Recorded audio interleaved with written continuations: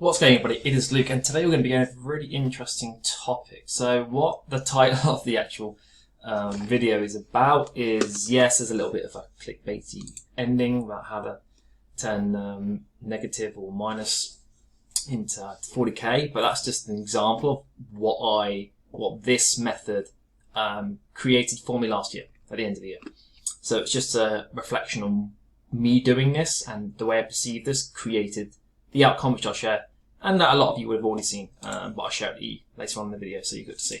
So this is an example of why making a loss in the short term is actually a beneficial thing for the business, and it can create longer term sustainability and profits, because you're basically exchanging cash for data and processes and systems and services. So you're obviously losing the cash. In theory, you can see my February 2021 P&L, or P&L in terms of the Amazon selling, not overall in terms of all the other businesses and stuff. It's about minus £4,000 because my total expenses is 12. So that's what you've got to take from this. So it's not looking at that and saying, well, what happened? You did something wrong. It's actually, what did I do right to create a loss for 1 month? That's why it's really, really bad to be reflecting month by month. You really should be looking at it minimum 1 year. That usually treat 1 year as like 1 minute or 1 day of activity, because anything can happen month to month. And actually, if you look at most companies' P&Ls and and you look at it in like month to month, you'll see some fluctuations. It's just depending, because definitely for seasonal related services or products that are sold, it's going to have a huge contrast in terms of the quarters or the months, and that is something to take into consideration and not be making your decisions based on a month's results. So what you can see here, I'll go over like my yearly goals and targets in another video specifically for that, but you can just briefly see what's going on. Sales, pretty crap, but for me, February, I really just don't care too much about it. It's not about that. I'm looking to grow. I'm basically focusing on the year as one lump sum, or one total turnover, one total profit. I don't really care what any 1 month or even 1 quarter necessarily is doing, as long as I'm doing the right things in the other quarters. So Q1's always a reinvestment, restructuring, refine processes, get things in place for the year, which in theory could save you money, but might cost up front. Okay, so you can see here VIT liability, gross profit, net profit. This is, well, it's not net profit actually because I've got expenses taken off. You can see services. So I've got many different services. Again, this is really good to break it down so you can see where your costs are going. So in theory here, I've got £120 going out for my accountant, but also zero in QuickBooks because I'm currently swapping over, but also I would like to also outsource the accounting a little bit more professionally in the future. So that could go up to like 500 quid. Well, it would be them to probably go, and I'll have a replacement.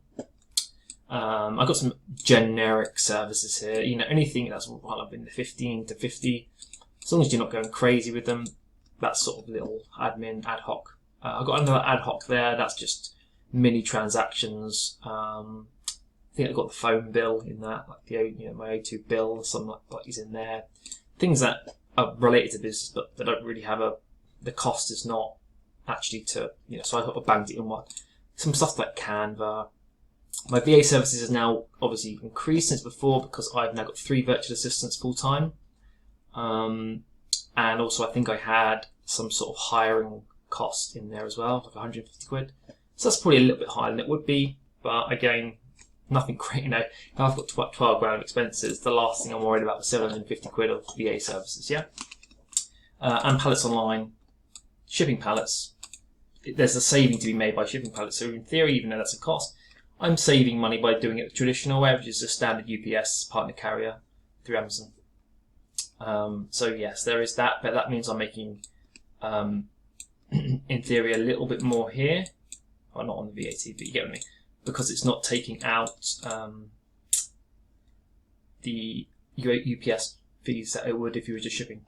No, hello VA. I hate calling them that, really. I need to find a proper name. the. But what you can see here, this is where I'm talking about. So what I have done come Q1 is I was using a prep service, and in December I spent like $9.5 grand on basically just two different companies preparing my stock.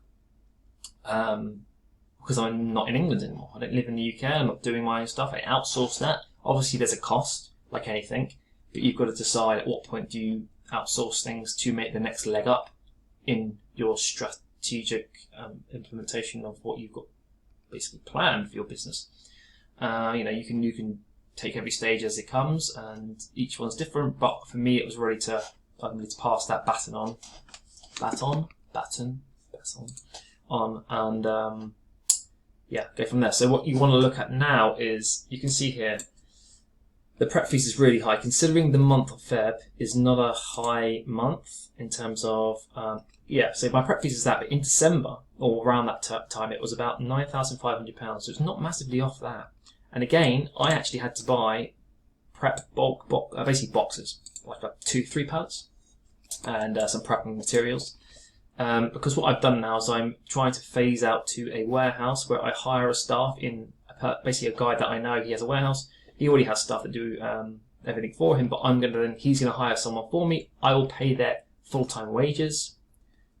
I've actually closed down Slack. It's still popping up. Who knows? I don't know. So I pay their full-time wages, and they basically work for me, with his staff managing the full process. So I give them about £1,000 management fee. I think it is £1,000, because obviously it's their place. He's doing it all. He's obviously having to get the deliveries in, and the main guy's having to obviously manage my staff member. So there's a little bit of that, and I then pay obviously the wages every month, full time. But again, I've got to pay for the prep fees. But again, I'm still transitioning across. I haven't utilised that fully, but for me, it's the long term. So if I can get to 2 staff members in the next couple of months, well, maybe 1 or 2 months, then I should be able to have 0 generic prep, meaning this is what you would classify as standard prep services. I can outsource to that because the management fee won't go up, but I can then add a staff member for maybe 30%. My cost will go up 30%. But obviously for the first staff member, it's like 50-50. Yeah, no, even more than 50-50, because I'm paying like £1.5 grand or something like that. But I'm paying like 1,000. Then basically it's like £2,700 for the management fee, some like bills for generic things on one staff. Obviously that one staff is costing me is like just over 1.5 to is like 50-60%. If I get another staff member, that one staff added into that, because it's a fixed cost, will be diluted, and that will be the long-term way to scale. But this is yearly. To get the full maximizations, even the word, out of this whole process that I'm going to be going across to, it'll take probably till the middle of the year to get the systems, the processes. Because obviously, if I'm paying them a fixed cost, wages, and they can their efficiency goes up 20-30% because they're basically familiar with the process, then I can send 30% more stock in to sell, but the cost is fixed, or it's stepped. If at worst case, it's stepped cost, meaning I might have to get someone in part time to do little bits here and there. Obviously, if I send more, but the percentage won't be proportionate to my increase in stock, or it'll be a better proportion than going directly to a prep service where they're going to charge me per unit. That's what I'm trying to get at. But again, upfront costs. This £1,366 was a 3 pallets delivery for March, but I haven't yet used it in Feb. So this is what I'm trying to get at. I'm having costs that aren't really attributed to the month of Feb. And I went over this from last year, and I'll give some great examples of that in a sec. And so for me, making a loss, because in theory, in a loss in 1 month, but what did I make over the last 5 years or 3 years or 1 year? If you make 50 grand in 1 month, well, you can burn through like a handful of months and still be sort of up net positive over the half year, or whatever you want to call it. So for me, it's about investing in new stock. So basically, I'm really starting to push this Q1, pushing the stock in. I'm trying to find a better process overall, so I'm not getting charged from prep services per unit, which is the way it works. Once you start getting high volume once you start doing high volume, 100,000 units a year plus, obviously that's a lot of money that you're paying to basically, because it's per unit. So the more, if you're playing that strategy, business strategy, obviously it's just good. There's no fixed cost at all. It's just completely variable. I mean, it is a fixed cost against the unit. It's still going to be, but you get what I mean. It's not in terms of like the cost center, whatever. And so for me, investing here, this is where, I mean, if you just took off this, if you took this away, ready? Still, my total expenses, is 2.3. So in theory, because a lot of this stock here is getting sent in. It's either not there yet. So a lot of this stock will be sort of sold over some of March, April, and I got my lead time is sometimes 6 weeks. So from buying the stock to getting it into Amazon, it could be 6 weeks, 4 to 6. Currently, it's about 3 to 6, depending on what it is, where it's coming from. If it's a wholesaler and it takes 2 weeks to deliver, various things. It's taking a little bit of time, and that means a lot of what's going on in month to month is not really attributed to that month's cost. But I'm doing it like that to see this is more like a P&L, profit and loss, or a cash flow forecast, cash flow statement for the month. Yeah, it wouldn't be a forecast because it's previous month. Because, this is the cash that I'm spending, rather than you could go in terms of accountancy purposes, say that this cost is attributed not to February, but it's actually, what would you do, accrue it? No. What would you, prepayment or something? I don't know, one of those things. If I could be bothered to think about it properly, it would come out as one of those.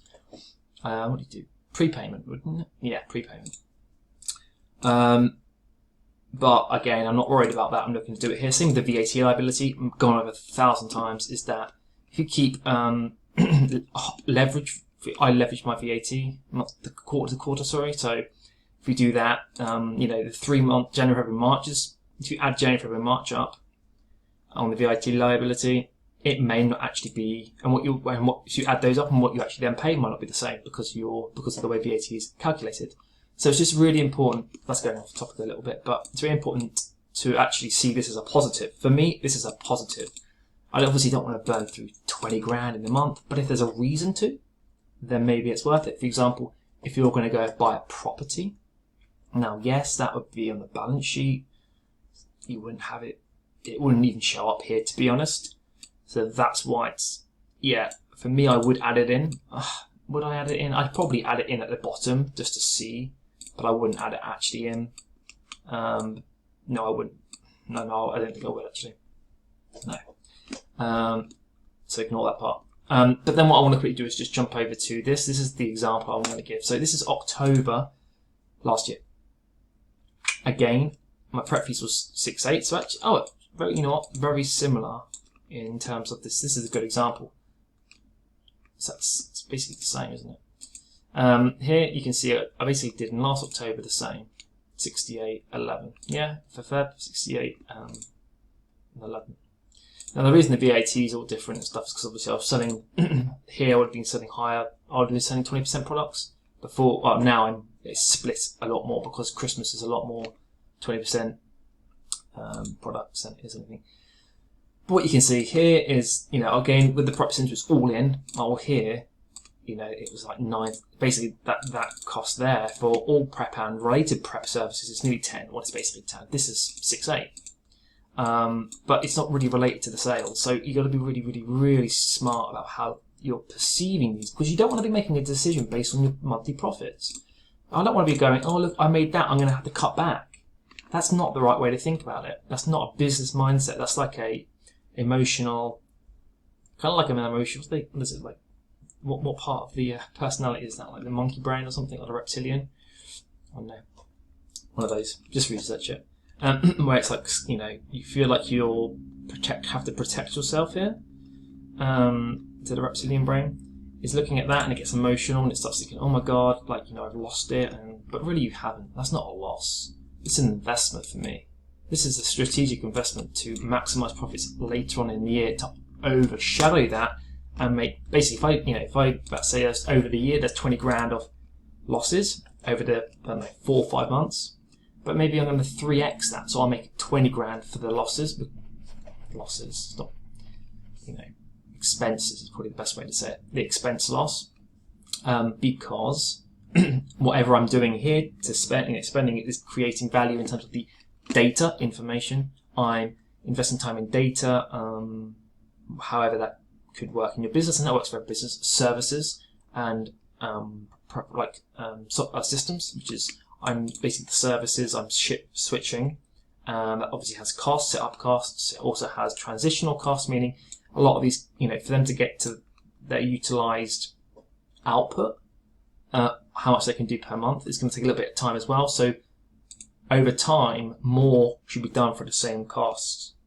And then definitely if you add staff in, there's no more management. And so the economies of scale is created again from that longer term, looking at maybe Q4 this year. So what you want to see here, obviously we're going over last year, just again, made 2.8. Actually, Amazon side, because I've got some non-Amazon related incomes there, Amazon side was 610 quid. Yeah?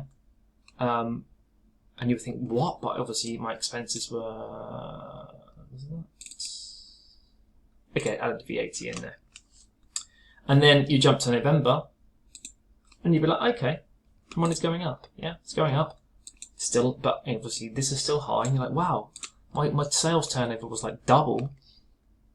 And actually, so how have I, you've doubled it, but my Amazon net profit hasn't doubled. It's like 10x. No, that's 20x, 22x, 24x. But it's because it doesn't always, everything that's happening is not really represented for the month as such. It's not really representational for the month. You've got to be aware of that and just know that that's the fact. And then again, jump to December. How much did I make in the month? Obviously, I had non-Amazon related incomes here. But I made like 38 grand. Yeah, I said 40 in the title. It's just sort of a bit of a, it's close enough. But I made like 36. And yeah, the sales was a lot higher, but then we'll look at the prep fees. The prep fees was lower than here. It was very similar but a lot of these here and here, all of these expense costs, is an investment which is then creating my December's profits. The same with this year. My losses, and obviously then I've got some cash flow in the bank from last year as well. I don't start off at 0 in January. I could make how long can I make a £4 loss for? Let's have a quick look. 36, is it 36 grand from Amazon related? 36,500 minus, divide by 4,200, that'll do. Nearly 9 months, I can basically lose that much. And only eat into 1 month's profits for last year. What does that in theory mean? Well, 9, 10, 11, 12, yeah? 3 months left of the year. So January to September is the 9 where I make no money. Or I eat up all that profit from last December for 1 month. But now I can, in theory, have pretty much 0 costs. Well, I wouldn't have 0. How would it work? No, because you wouldn't be able to do that. So what you could, and then what you would have is, come Q4 this year, when your sales are going to be crazy compared to now, they're going to be crazy high. Maybe it'll be $1 million over Q4. This is what I want to do over Q4 this year, sales. Well, my costs could literally just be £5 grand in expenses. But I'm doing that per month. So not only is this is obviously a total of £7,968, but I could be doing actually more than this. 333,000, it's not far off, per month for 3 months, making actually more profit than this, because obviously my cost would just be maybe, actually might be about this. Could it be 2 staff members probably with the fixed management fee and maybe some prep materials. So let's keep it at that. So I could be making this, or actually a little bit more, because it should be £333 per month for 3 months to equal £1 million in sales, which means that would probably be around 40, I suspect. So that would be 40 grand, but how many months is there that we discussed? 3, and then, that is how you would do it, 120 grand, which actually would supersede last year's profits. So I would basically improve on last year's profits by making a loss of 4,200 for 9 months, because it's then realised gains, or the realised profits made from all that investment. And yeah, that's quite aggressive. You could, I mean, some companies spend years making a loss. You know, that's very new companies. But this is just going over that. You do need to see things completely differently when you start to grow as well. When £4,000 is not the be all and end all, you've got plenty of capital. You know, and it's better to be strategize and don't even be fearful of those. Don't go, oh my god, I lost money. What's going wrong? You know, someone said to me the other day he lost money for the first time this month or last month, and he was like, "Oh, I'm thinking about quitting." Quitting? I think it's a good thing if you lose money. If you're losing money, you're doing the right. That's the right thing, you know, within reason, of course. If you're brand new and you don't know what you're doing, you're losing money. Of course, that's not going to be quite what I mean. It's when you know what you're doing, but you're making losses. But what is the value of your information that you gained? Yeah, and it's all about that. Not going to go over anymore. That is basically everything I wanted to go over. But it's just about being really smart about everything and treating, you know, looking at, delving into those expenses and going, what is that? Where does that come from? And what is that? Is that even related to this month? Is it adding value? The value added is that I've now got 10,000 more units in stock. What could that produce over the next 2 months? I don't know. £4,000 profit each month, £8,000 over 2 months. The cost of that was 4,000 in 1 month, minus 4,000 for this month, but I gained £8,000. It's the same principle. Obviously, you can keep delay your gratification, delay your realized gains by doing that every month. So in theory, trying to break even every month because you're reinvesting all of that. So that you can then realise it, say, for example, over the seasonal period of Q4, where demand is high. Obviously, if you've got a more plateaued sales projection for whatever business you're in, you have to obviously adjust that to be a bit more distributed. But for me, it's definitely later on in the year as things pick up. So why not reinvest or even lose some short-term profits now, because I don't really need them. I don't need that profit. I'm not going to give myself, I don't need to give myself that for any reason particularly. So why not reinvest it? And yeah, it's going to lose me some money in the short term, but it's going to probably double itself. It's going to create 2x profit either other time. I'm going to leave the video there, guys. Hopefully you got some interesting insight into the way that I see things. And for me, sometimes a loss is a good thing. Any comments, let me know, and I'll see you on the next one.